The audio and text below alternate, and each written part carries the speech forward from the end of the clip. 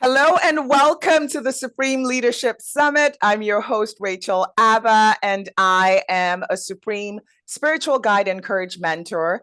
And I'm in the business of supporting highly intuitive women in particular become bold and feel seen and liberated to step out into the world and create meaningful successes, plural, for themselves on their terms. And today we have with us, again, another Supreme leader, powerhouse, boss, unique voice and champion of women and those who identify as women. And she is just like a godmother of creative talent. And her name is Michelle Mama.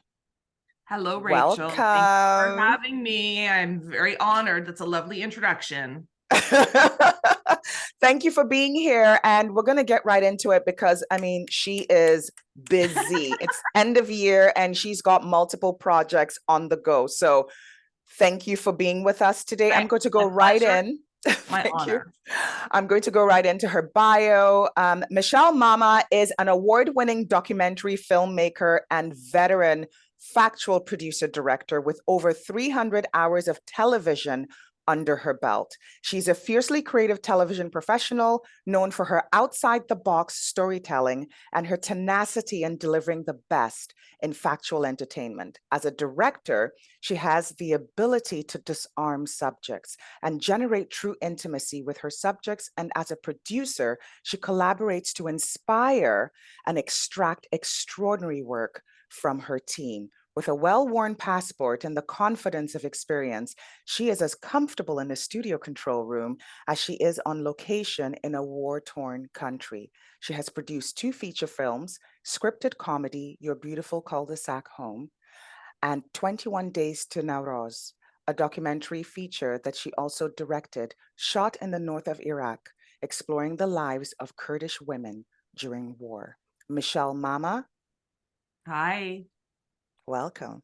Thank you so much for having me. And I'm so honored to be here and also just really jazzed about this project because it speaks to a lot of the things that I also think about on the regular. So it's lovely to be here with you. Thank you. So I want to share, invite you to share a bit more about your background and how you came to this work of being such a masterful storyteller and telling the stories that we would typically, not hear, and doing it in the voice of the subjects, right? Being that intimate and intuitive in your storytelling. How did you come to this work? I think I come to this work. Well, I'll tell you, I was originally supposed to be a lawyer, like all little brown girls, lawyer, doctor, engineer. Those were our 3 choices. And so, of course, I was going to be a lawyer, and I was at University of Toronto doing my business, and I took a film class, and I said, "Uh-oh." And then I took another film class, and I said, "Uh-oh." uh, And then I always joke to my mother, because I'm queer, I had to come out twice. The first time as not a lawyer, and the second time as queer. But I realized that there's which was something. harder? Which was Good question. Good question. Both are still an ongoing concern, but yes. but no, I really do think the first courage was to tell my family, listen, I'm not going to take the traditional path. I mean, I Wow. know that as first generation Canadians, they feel, like I feel like the pressure of you moved here, you left your home. Yes. You know what I mean? I'm supposed to be the progeny that takes the ball and runs down the Yes. field. But, you also have to listen to your own heart and intuition. Progeny took a detour. Listen, I was shit scared. I mean, really, I don't know if I can swear, but boy, oh boy, I was really scared because, parents save the money, pay for the school. I mean, I was so fortunate that my parents, helped with school. And then to say to them, yeah, I'm taking film classes. You know, You're like, and mm. so, I had to then, kind of like all of us, I think immigrant kids or children of immigrants, we have to be the best, not just the best of the best of the best. And so I just worked really hard. But I think that part of the reason that I am where I am is that I started at the bottom, not to sound like Drake, but literally I would, volunteer at the Toronto Film Festival. I would pick up, Yes. directors at the airport. And then my first job, I was answering phones and getting people coffee, in the Yeah. 90s. And Yeah. then I would, I worked up my way up from a production assistant to a coordinator to a producer and it kind of like, they say that people who have been soldiers make the best captains because all the jobs along the way. It wasn't handed Yes. to you. It wasn't nepotism. You worked those jobs so that you can Yes. effectively manage people who are working in those jobs. That's amazing. And I think a lot of my industry, film and television, there is a lot of nepotism and stuff. And sometimes people get parachuted into a position without knowing the Like, where'd attendant that come from? jobs Yeah. that go with it and start bossing people around and telling them to do things. So if you've come up the ranks, you know how it works. Yes. It's not glamorous. It's hard work. It's taking me 20 whatever for 4 years to get here. Yes. 4 or 5, I don't know. We won't count. But a couple of decades plus. Couple of decades, and there's no shortcut. It's a grind. You got to grind it out. Yeah. And But you had that commitment though. Like you showed up and you were, first of all, you took those film classes, you took the one and you were done. Like it was like, for your parents, it was the kiss of death. For you, it was like the breath of life, right? Like you I think took it and something.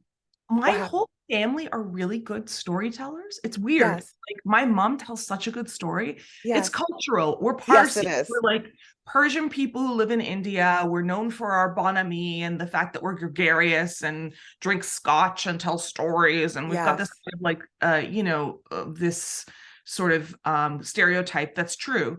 We're like the Jews of India, they call us, like very fun loving and whatever, love to eat, love to drink, and love to have parties and love to tell stories. And my mom and dad are entertainers. We would have people in our house all the time, either staying, coming to Canada and living with us for a while until they get on their feet. Yes. My parents were constantly open door and people, new immigrants, people coming, family. Sometimes people would just show up at 6 o'clock for dinner. Yes. Just like, we're here. What's for dinner? Yes. And that's the way I was raised, hospitality, guests, taking care of people. And in that, there's a certain level of storytelling and entertaining, I suppose. So I grew up in a family that entertained, and I think that's why I was inherently drawn to entertainment and storytelling. And then once I got into the world of storytelling, of course, you start to realize the perspectives of the stories being told, which are not always yours. And I think because I'm old, I was around when no one was talking or thinking about perspectives or, the voice of the storyteller, who's telling the stories, who are the stories about. All of that was neither here nor there in the early days of my career, but suddenly people's identities and the perspective of who's telling the story is becoming important. And I feel blessed to be, at this point in my career where I'm like old enough to know the time before, so I can really appreciate this moment that we're having where people are talking about skin color, background, religion, identity, sexuality, gender, all the stuff. And it's like, we're not a monoculture. It's not just Becky and Steve, man. Exactly. There's a lot of us here. And we have good stories too. Really good ones. Actually, better ones. We're way more interesting. Anyway, all that is to say, I became more interested in stories of outsiders because as an outsider myself, within the Indian communities, the Parsis are outsiders. In Canada, of course, immigrant outsider. As a queer person, as a woman, I have so many rings of outsiders. I'm like a tree. And so I'm naturally attracted to people on the outside of the margins. Beautiful. And those stories are quite rich. And you made a distinction. It's one thing for us to see stories about outsiders. However, when it is from the perspective of an outsider about outsiders, that is a whole other level. It's a nuance. It's a nuance. You're not looking at someone in a, like in a zoo. You're with them, know? Yes, and there's a certain level of intimacy. I'll tell you, like I shot a show called Shine True, which was about trans and non-binary youth. And my commitment was to have an all queer crew, because when people are sharing really intimate stories about, Yes. painful stuff with family Experiences. Yeah. and experiences. And then, a lot of us in this industry, you've seen the stereotype, the guys with the camera and the baseball cap, and his name is Yeah. Dave. That's not the energy we want in this room. We want Yes. to be surrounded with love. And, we say we all often refer to queer family, people who aren't your blood relatives, but who know you intimately because we've all Who been through see you? Who stuff, see right? you? Yes. And let me tell you, the intimacy that we were able to achieve in 4 days with these people, these kids, just because it was like a crew of weirdos who showed up, a bunch of queers, sound Yes. person who's putting a microphone on you. Well, guess what? If you're a trans person, you're probably pretty sensitive about someone touching you. Touching you. But if it's Exactly. another trans person, then guess what? It's, familia. It feels Yes. okay. Anyway, that's Yes. little things like that, little tweaks like that make a huge difference. To really think about the person that's telling you the story, Yes. and take into consideration their mental state and their feelings in the moment when you're extracting a story from them, because that's what it is. Yeah. And as storytellers, we do have to recognize and realize that people are giving and we are taking. So what can we do in that moment of them and receiving it? What can we do Yes. to make that person most comfortable and safe? That is my Exactly. goal. And not Well, everybody, that's but very powerful. And we see it in the end product. Like, we not only do you see it and like witness it, but you also experience it. Like, you feel it. It's visceral. It's visceral. And it's that whole piece of being seen. And it's also a way of validating your own value and your own power, right? When we see stories that reflect us, right? It's one thing to have a great script, right? A great story line, but it's another in the execution, right? So, and what you do, it is art on so many levels.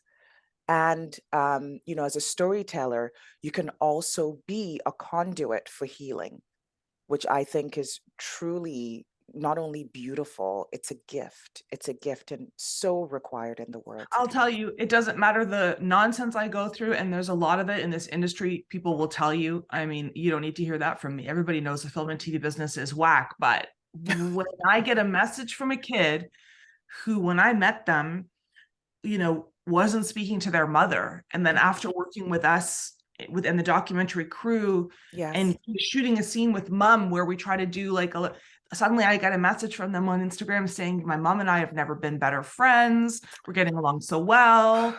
She's met my partner. It's like, Wow. okay, nothing else matters. Ratings, all that stuff. Who cares? Yes. This is the thing. This is the work. Tiny change, one little pebble, and then you get the ripples. That's it. You got to do it one step at a time. Change is slow, but it's happening. And I suspect, it feels slow in the grand scheme of things, but in people's lives and within their being, it's I could never have happening. imagined that I could have spent the last, I'd say, 3.5 years working on just queer content. It's mind-boggling. I started my career working in food television and HGTV and all Yes. that, Yes. stuff that was just basic, Yeah. cable fare. Yes. There wasn't any queer television. So now suddenly there's multiple options, and I'm working Yes. on one after the other of shows with queer content. And to me, like, that is mind-blowing. I mean, in the 90s, we would, seek out the one kiss that happened on the one show, that one time of year. That was very, very hard. Like, And then the queer characters would inevitably be killed in some tragic way. So there was also like all this terrible association with gayness, queerness, yes. that you were a villain or a victim, or victim. Yes. And now we're experiencing this golden age where people are fully formed characters with fully formed lives. And imagine that. Wonderful. Well, I mean, this is a parallel to the Black community, right? In terms of, I'm not paralleling the struggle, but I'm paralleling the media Representation. Yes. where it was the black best friend in The the 80s. criminal, Now, yeah, now the then it drug was, dealer. yeah, and then in the 90s, suddenly black television had their golden age where it was like, we had A Different World, and we had this, and we had so many shows, a complete Yes. cast that never happened until the 90s. I think Yes. it's in that similar moment right now with queer television. Yes. Well, definitely it's evolving. And that this is why representation matters, because the more voices you have, the more diversity, the more perspectives of people who not only identify as queer or other, right? Like if you're othered in the world, whether it be gender, class, race, um, when you get that opportunity or create that opportunity for yourself to step in and speak your truth, there is a requirement to really engage and be not only authentic, but have a real conversation with yourself. And there, I mean, we've seen it in sports, we've seen it in the media, we've seen it everywhere where you can be other, but then you keep it under wraps.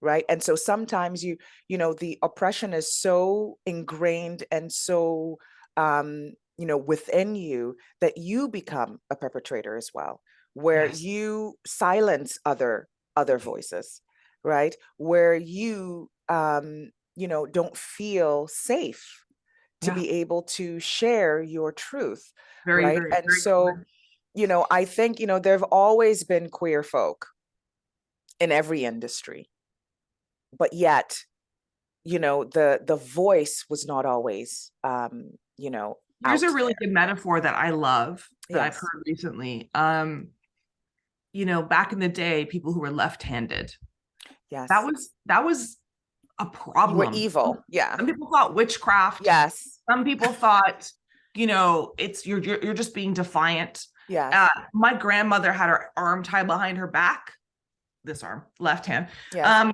because she had to learn how to write with her right hand. It was not an Yes. option.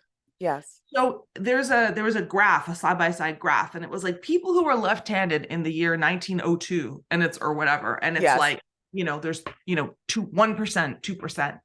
People who were left-handed in the year 2022, whatever, hit Yes. 39%. Well, what Yes. happened in the last 100 Exactly. years? What happened in the last 100 years is people stopped giving a shit about if you're left-handed.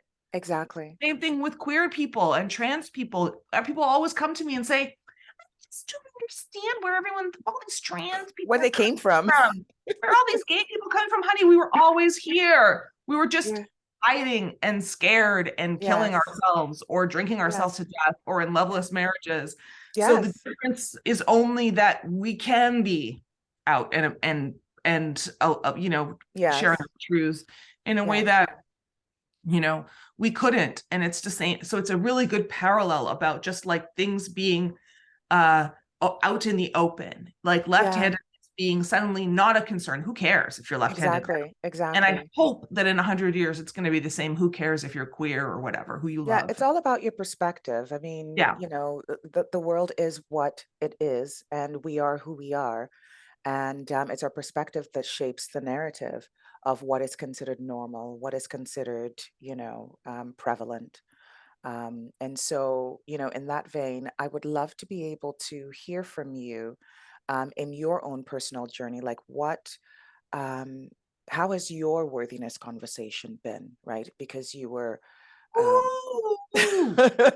because you mentioned you came out twice, one not as a lawyer and one not as straight, right? Like you came out queer to Yeah. your family, and so it's like other like all these layers of other based on the perspective or the narrative of popular culture, right? Not because it's Yeah. ever an other, right? Like it's Yes. Yes. To be clear. left-handed is not an other, being a woman No. is not an other, No. right? However, that is based, Mainstream society would have you think. exactly that narrative, crafted by a minority. Isn't that something? Right? That the majority, like the primary narrative is crafted by a minority, Mm. right? Crafted, I would even go as far as to say is crafted by the original other. Mm-hmm. Ooh, she's getting deep now. But that's a conversation for another day. And I'll be there for You know, Mhm. but from your experience, right? What has your you know, worthiness conversation been? Like what I'll tell you, when was I specific? started this business, and I was started working in the 90s, like I graduated from university in the 90s and then started working right away. In those days, it was about being a woman in a male dominated industry. So film and TV was all dudes. So forget the Dudes. fact that I was brown, Bob. forget the fact that I was queer. I literally just had to I had to weasel my way in as a woman, like, because that's what people see first, right? Yes. And so I remember I would be, off on, shoots with, you go sometimes with documentary, it's a small crew, it's 5 people, 4 people who Yes. travel. And I'm in a van with a bunch of dudes. And like, some of these fellas are not the most, there'd be some sideways jokes, or there'd be, They're random testing. They're testing. misogyny, whatever, and Yeah. testing. And, so what am I going to do in that moment? Am I going to flinch and be the girl? No, I would tell a cruder joke. I would swear more. I would be funnier. I would tell the tit joke before they could. So now I've upended the power balance. Yes. I've ingratiated myself into this group, and literally that's what we had to do. We had to be one of the boys, Yeah. right? Then, the world changes. The world changes. Suddenly people are saying to me, ooh, your female perspective. Oh, your cultural perspective, your queer perspective. It's like, I was all of these things all along, but Yes.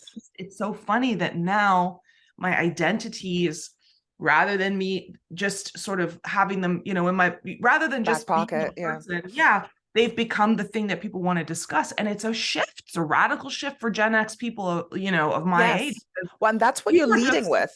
That's yeah, what you're leading with right now. we were just working. And, some of us were the green, purple, yellow, and blue and whatever, just doing our Yes. job. And suddenly we are forced into these conversations. Some people are not as comfortable having these conversations as I am, because they've got their own internalized stuff that they haven't worked out yet, of their Yes. own family stuff, or their own internalized homophobia, or cultural baggage. And it's Yes. really difficult to go from your identities being invisible to suddenly Yes. being splashed. Seeing. The first thing someone wants to talk about in an interview, it's like, whoa, whoa, whoa, whoa, you have to Yeah. be nimble and adjust. Yeah. Buy me a coffee first.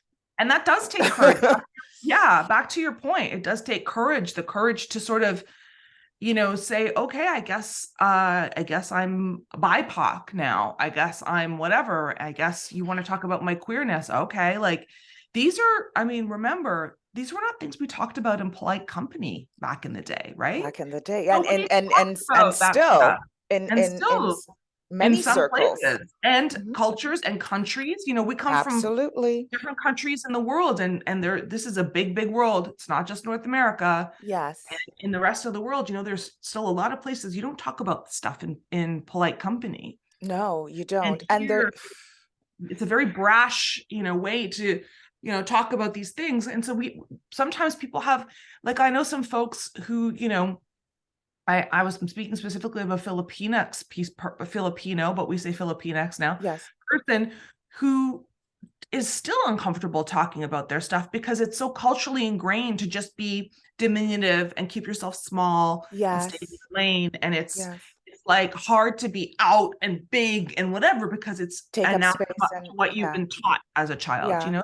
We have to break our own cultural stuff, our family stuff, Layers. and come out and figure out who we are when we're not like everyone else, Yeah, there are a lot of judgments definitely around different identities. Ones, as you mentioned, culturally, personally, and this is what we get to figure out and get to work through, which is why it's so important to surround ourselves with people that feel like family and That's right. interact with us and truly see us, but not in a under the microscope, aren't you curious, like a zoo, right? Like That's you right. you touched on, but rather from a place of genuine curiosity of I want to get to know And you. relatability, like what the you things that know make us what are you different. comfortable sharing about you, not just about and compartmentalizing the different parts of what I think makes you fascinating, right? Right. Right. So, having that courage to be able to use your voice and come out in any way that you feel is pertinent or required in that moment that will be of service, right? Very much what you do in service to the story, in service to whatever the needs are of the artist, the crew, what will amplify the message, what will be of the highest service of what it is, like why we're here, what it is we're doing, what is this all for, what is the purpose, like what is the intention, For right? And me, the then intention now is sending the elevator back down, and pulling up the next generation of beautiful. creators, of kids. I always say my two biggest concerns now in midlife are the queer babies and the queer elders. Mm, And also, like, in terms of like, I feel very much like, now that we're in a society where we're accepting people and whatever, we have to go another step further. Okay, so, yes, what are we doing with the queer folks in old age homes? What are we doing with yes, queer folks who are trans, and they have a hormone regimen that they need to keep up? And do nurses in these homes know anything about it? Like, when you yes, start thinking about elder care for queer folks, that it's specific. yes, There's specific needs, and and then the queer kids now, they need to know their elders. They need to sit with yes, the elders and learn and understand that exactly. it wasn't always this easy, and you weren't always able to walk down the street and hold your partner's hand and like know their Exactly. The things you history and take for granted.